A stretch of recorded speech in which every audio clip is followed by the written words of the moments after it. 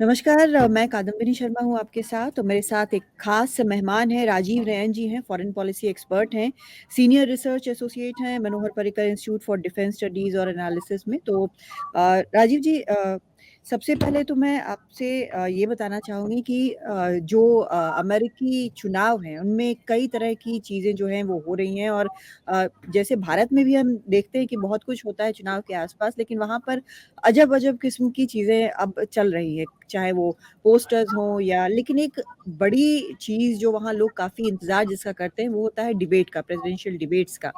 और पहला डिबेट तो हमको भी याद है जिस तरह से जो बाइडेन और ट्रंप के बीच हुआ था, उसके बाद बाइडेन ने अपना बिड छोड़ दिया था राष्ट्रपति पद का। अब कमला हैरिस से उनका होना है डिबेट 10 तारीख को, 10 सितंबर को तारीख तय है। लेकिन अभी जो उन्होंने सोशल मीडिया पर पोस्ट किया है डोनाल्ड ट्रंप ने, उन्होंने बड़े आरोप लगाए हैं। टिम कॉटन्स जो एक सेनेटर हैं, उनको लेकर उन्होंने कहा कि जिस तरह से उनके उनके लिए पैनल बनाया गया वो ट्रंप हेटर्स थे। ऐसे में मैं एबीसी नेटवर्क पर क्यों डिबेट करूँगा कमला हैरिस के साथ।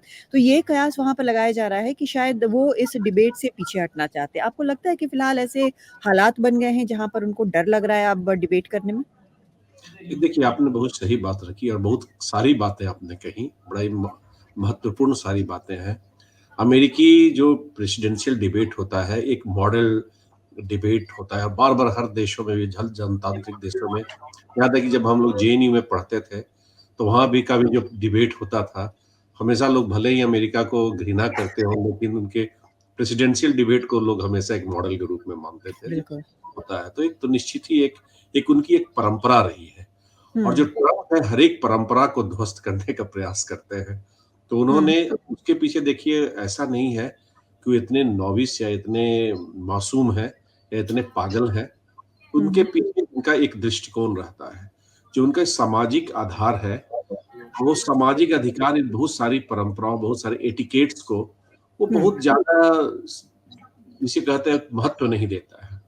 हाँ, इसी चलते अभी देखिए जो बात आपने सही कही कि अभी बाइडेन का इनफैक्ट हटना इस डिबेट के चलते ही ज़्यादा हुआ और भी उनका जो भी ओपिनियन पोल आ रहे थे, हुँ, बहुत ही हुँ, पॉजिटिव नहीं थे, सकारात्मक नहीं थे, लेकिन हाँ, बने हुए थे। पुश वो एक धक्का दे दिया उस डिबेट ने और हुँ, उसमें देश और दुनिया दोनों देखती है उस डिबेट को और बहुत हद तक एक बहुत बड़ा जिसे स्विंग वोटर्स हम एक जनतांत्रिक भाषा में बोलते हैं, जो कि निष्पक्ष या कहिए कि जो लोग मन नहीं बना पाते हैं, उन हाँ, लोगों का काफ़ी कुछ मत उस पर निर्धारित होता है। हुँ, हुँ, डिबेट में चूँकि अभी कमला हैरिस ने देख रहे हैं, उनमें बहुत ज़बरदस्त उनका कवरेज आया है और हाँ, जो उनके 3-4 जो कमज़ोर जो माने जा रहे थे बिंदु, उस पर उन्होंने बहुत होशियारी से अपने डेमोक्रेटिक कन्वेंशन में वो हुँ, उसको उन्होंने सँभाल लिया। जैसे एक तो गाज़ा और इज़राइल के युद्ध का था, हुँ, हुँ, वहाँ पर उसको सँभाल लिया, उसके बाद इमिग्रेशन पॉलिसी को सँभाल लिया, उसके साथ-साथ उन्होंने बॉर्डर कई जो चीज़ें 3-4 थी जहाँ लग रहा था कि घिर जाएँगी, वो हुँ, बच के निकल गई और बहुत ही छोटा संक्षिप्त और उन्होंने बयान दिया। नाटो में बहुत सारे नाटो देशों को नहीं भूला, क्योंकि वो हुँ, भी एक मुद्दा था कि आप रूस को कैसे आप बिल्कुल। कहेंगे? आपने क्योंकि बड़ी रूस सही सही बात उठाई है यहाँ पर उनकी जो डेमोक्रेटिक कन्वेंशन की बात आपने उठाई, उसमें उन्होंने जैसे डोनाल्ड ट्रंप पर बहुत तीखे हमले किए।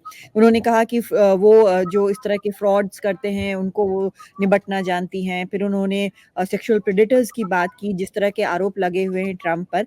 तो हो सकता है कि एक तो फैक्टर वो हो, लेकिन मुझे लगता है कि सबसे ज़्यादा अगर ट्रंप किसी बात से चिढ़ जाते हैं या परेशान होते हैं, वो रेटिंग्स को लेकर है। अभी कई रेटिंग्स ऐसी आई हैं जहाँ पर कमला हैरिस जो हैं, वो आगे चल रही हैं। जो ताज़ा रेटिंग है उसमें 7 पॉइंट आगे बताया जा रहा है कमला हैरिस को। शायद सबसे ज़्यादा इस बात से परेशान हैं ट्रम्प? नहीं देखिए परेशानी तो है ही, जिस तरह से ओपिनियन पोल में जो 7 स्विंग स्टेट्स कहे जाते थे, तो हुँ, 7 स्विंग स्टेट्स में जिसमें पेंसिल्वेनिया जिसमें करीब-करीब 21 इलेक्टोरल कॉलेज उनका है।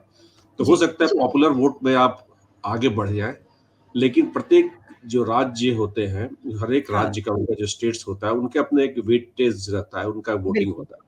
तो हाँ, पेंसिल्वेनिया जैसे राज्य में जिसका 21 वोटिंग है, हुँ, 21 पॉइंट कहिए जो कह लीजिए, उसमें आगे काफ़ी चल रहे थे ट्रम्प आगे, वहाँ हुँ, उसने लीड ले लिया है। 2 से हुँ, 4% की लीड हर एक में हुआ है। मिशिगन हुँ, में हो गया है, विस्कॉन्सिन में हो गया है। बिल्कुल। तो ये स्विंग स्टेट जिसे 7 स्विंग स्टेट्स में 3 में तो कमला हुँ, हैरिस आगे बढ़ गई हैं। हुँ, बाकी जो 3 में काफ़ी क्लोज़ टाइट कंटेस्ट एक का आगे-पीछे है। एक केवल हाँ, जॉर्जिया जिसमें करीब-करीब 15 वेटेज पॉइंट है, हाँ, उसमें थोड़ा-सा ट्रम्प का भी लीड है। हाँ, लेकिन हाँ, आपको 7 में से 6 जो कि बाइडेन के समय आप इतनी आगे से ट्रम्प चल रहे थे, वहाँ वो हाँ, पिछड़ गए हैं। तो किसी को भी एक मैं ये नहीं कहूँगा कि उसे मानसिक रूप से, उन्हें हुँ, एक रणनीतिक रूप से भी उनको सोचना होगा कि और उसमें भी जहाँ तक बोलने की बात है, हुँ, ट्रम्प के जो स्टाइल जो है, जो उनका जो स्ट्रेटजिक जो मैं तो उसको स्ट्रेटजिक ही मानता हूँ क्योंकि वो हाँ, व्हाइट वर्किंग क्लास को जनरली एड्रेस करते हैं। बिल्कुल। वैसे क्लास जो कि मिडिल क्लास भारत की तरह वहाँ भी वोट करने नहीं जाता है। वो भी हुँ, छुट्टियाँ बिताने चले जाता है चुनाव के दिन में। तो उनका हुँ, जो एक इलेक्टोरेट्स जो उनका जो बेस था, जैसे हुँ, ब्लैक्स हो गए, हिस्पैनिक्स हो गए, हुँ, महिलाएँ जो कि एजुकेटेड महिलाएँ हैं और हुँ, खास करके यंग यूथ में काफ़ी उत्साह रहता है। इन हुँ, सब कमला हैरिस का बड़ा जोरदार उसमें उनकी उसको कहते हैं बिल्कुल। कि पॉपुलैरिटी बढ़ी है और हुँ, इसके उनको एक नई रणनीति का क्योंकि बोलने में भी बहुत ही सभ्य देखिए वहाँ अभ्यास होता है। ऐसा नहीं हाँ, है कि आप सीधे पहुँच गए और आप 40 सही मिनट बात है। आपने जन्मजात आपके पास एक कला है, उसको हुँ, आपने वहाँ प्रदर्शित किया। हर हुँ, एक शब्द के पीछे एक टीम बैठती है, 3 शब्द अगर आपको बोलना है, 3 सेंटेंस बोलना है, इतने मिनट में कितना होगा, उसकी ज़बरदस्त एक्सरसाइज़ होती है।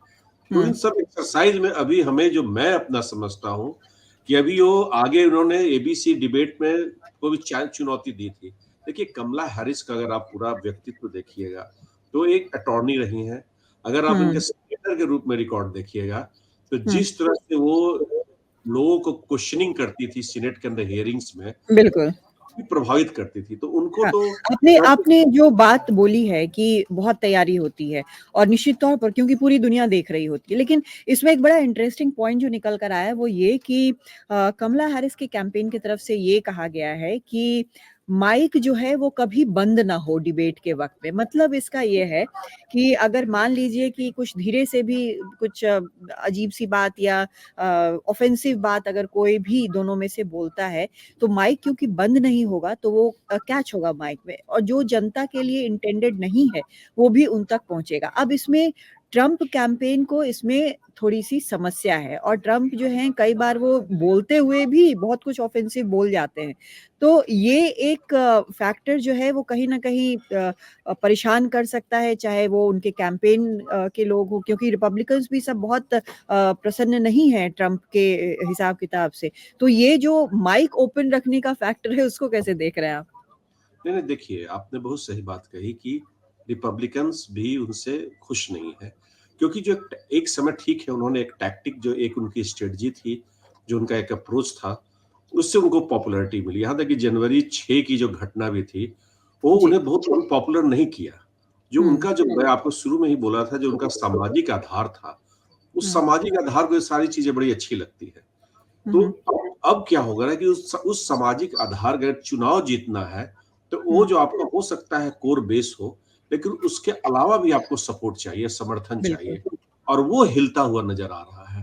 तो हुँ, अगर जो पुराना आक्रामक जो जो unconventional, aggressive, irritating, annoying behaviour के साथ जो ट्रम्प आते हैं, जो तालियाँ बजती थी, हो सकता है जो उसके चलते विमेन सारा नाराज हो गई हैं वहां पर औरतों का बहुत सारा मत चला गया है कमला हैरिस को हुँ, ब्लैक्स हुँ। को लाने की कोशिश कर जैसे उन्होंने एक वक्तव्य दे दिया अभी तक तो इंडियन बोलती थी एकाएक उन ब्लैक कब हाँ, से हो गई इस चलते भी उन पर काफी बुरा इस तरह के वक्तव्य का हुआ है तो हुँ, टैक्टिकली जो मैं मानता हूं कि टैक्टिकली वो अपने आप को इन लोग रिकैलिब्रेट कर रहे हैं री स्ट्रेटेजाइज कर रहे हैं हुँ। रिपब्लिकन के पास भी दिमाग है एक अलग बात है कि बिल्कुल, जो बिल्कुल।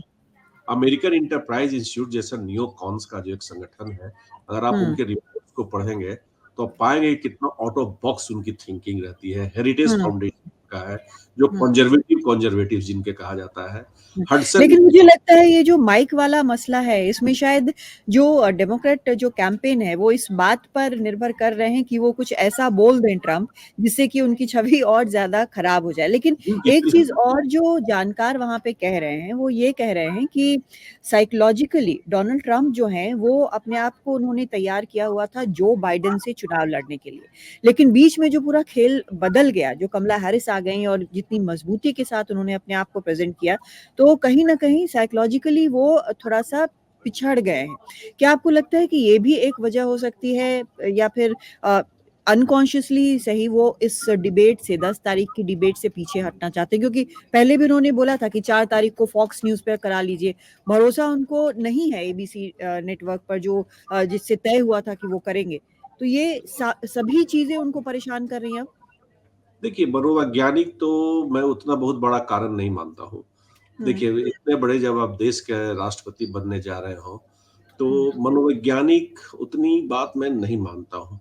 अभी जो पूरी की पूरी जो स्ट्रेटजी उनकी थी, रणनीति थी डेमोक्रेट उनकी रिपब्लिकन्स की, हुँ। उसमें ये उनका टूल्स था, जिसको टूल बॉक्स कहते हैं ना आजकल आजकल जी, की जी। भाषा में, ये उनका टूल बॉक्स था।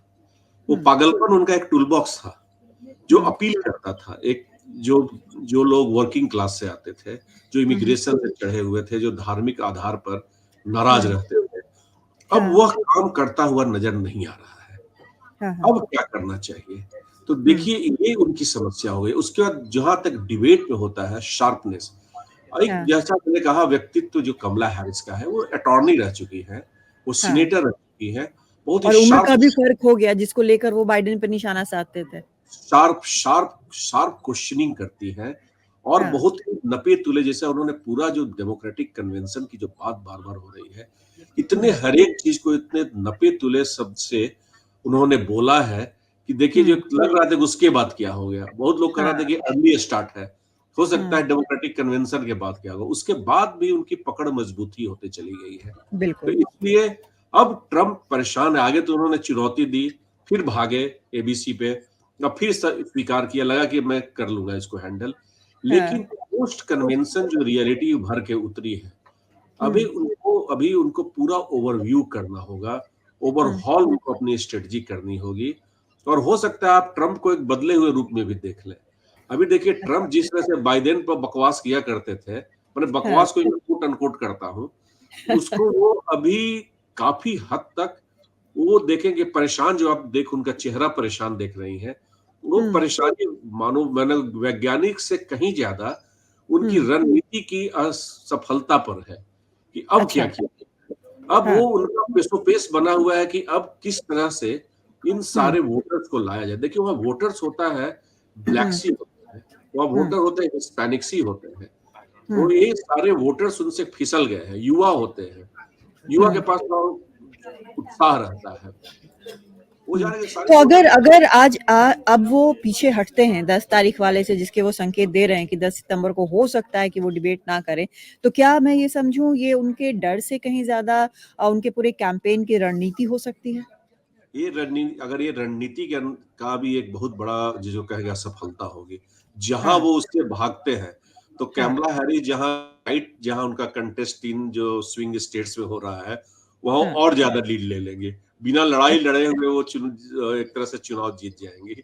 और हुँ, दूसरा हुँ। जो जॉर्जिया में उनको लीड मिला हुआ है ट्रम्प को, हाँ, वहाँ भी एक बहुत ही गलत संदेश इस तरह से जाएगा। भाग रहा है। आज के दिन में ही, और यद्यपि उनके लोग कह रहे हैं कई जो die hard Republicans quote unquote, जो कि एक बड़े ही अनकन्वेंशनल जो लेकर पिछले पॉलिसीज को अप्रोच लेके स्ट्रेटजी लेके आए थे 10 सालों से 5, वो हाँ, लोग कह रहे हैं कि देखिए ये सारा का सारा मीडिया का बनाया हुआ खेल है, ये सारा हुँ, मैनेज सारा कैंपेन है, opinion pole is also managed.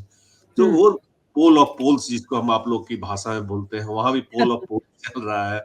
तो उन हाँ, सब में कह रहे हैं कि सारा का सारा पैसे का खेल है। लेकिन जब सबसे ज्यादा, अगर अभी न्यूयॉर्क टाइम्स ने एक पब्लिश किया था कि कौन-कौन लोग किसे पैसे दे रहे हैं, तो हाँ, ज़्यादा बड़े-बड़े इंडस्ट्रियलिस्ट रिपब्लिकन्स को ही पैसे देते हैं। कुछ जो हुँ, हैं छोटे-मोटे जो हैं, जो आइडियोलॉजिकली मोटिवेटेड जो लोग हैं, वो लोग डेमोक्रेट्स को देते हैं। डेमोक्रेट्स का अपना एक एक उगाय, मतलब जिसे कहते हैं फंड मोबिलाइजेशन का एक अलग अप्रोच है। तो जी। इसीलिए देखिए बौखलाए हुए तो हैं ही निश्चित ही, अब हुँ, री-स्ट्रेटेजाइज़ करके वो अब आने के लिए सोच रहे हैं अगर, तो ये उनकी बहुत बड़ी रणनीतिक मैं कहूँगा कि असफलता होगी, अगर 10 तारीख सितंबर 10 के डिबेट से भागते हैं। तो जी। सीधे 2 से 3% का जो हुँ, फ़ायदा दे देंगे कमला हैरिस को, कम से कम मैं कह रहा हूँ। और वो अच्छा। चाहते होंगे डेमोक्रेट्स कैंप तो चाह रहा होगा कि भाग जाए, तो उन तो ताली हाँ, बजा रहे हैं, मज़ा ले रहे हैं। आप सारे मीडिया में देखेंगे तो हुँ, एक तरह से वो लोग कह रहे हैं कि जीत की शुरुआत हो गई। उनका अच्छा। भागना ही जीत की शुरुआत हो गई। अब चलिए क्या देखते हैं कि 10 तारीख को क्या होता है, क्या वो डिबेट में जाते हैं या उसके पहले ही उससे पीछे हट जाते हैं और किस तरह से ये दोनों चीज़ें जो हैं, वो कैंपेन को दोनों के कैंपेन को किस तरह से प्रभावित करती हैं। बहुत शुक्रिया राजीव नयन जी हमसे बातचीत करने के लिए इस बहुत ही दिलचस्प मुद्दे पर और सबकी नज़रें हैं, दुनिया भर की नज़रें हैं अमेरिकी चुनाव पर, कई चीज़ें इससे तय होने वाली हैं, चाहे वो युद्ध की बात हो या बाकी चीज़ें हों। तो ये देखने वाली बात होगी कि ट्रंप कितने कदम आगे बढ़ते हैं और कितने कदम पीछे हटते हैं और उसका क्या कुछ आगे इम्पैक्ट होता है। बहुत धन्यवाद आपका।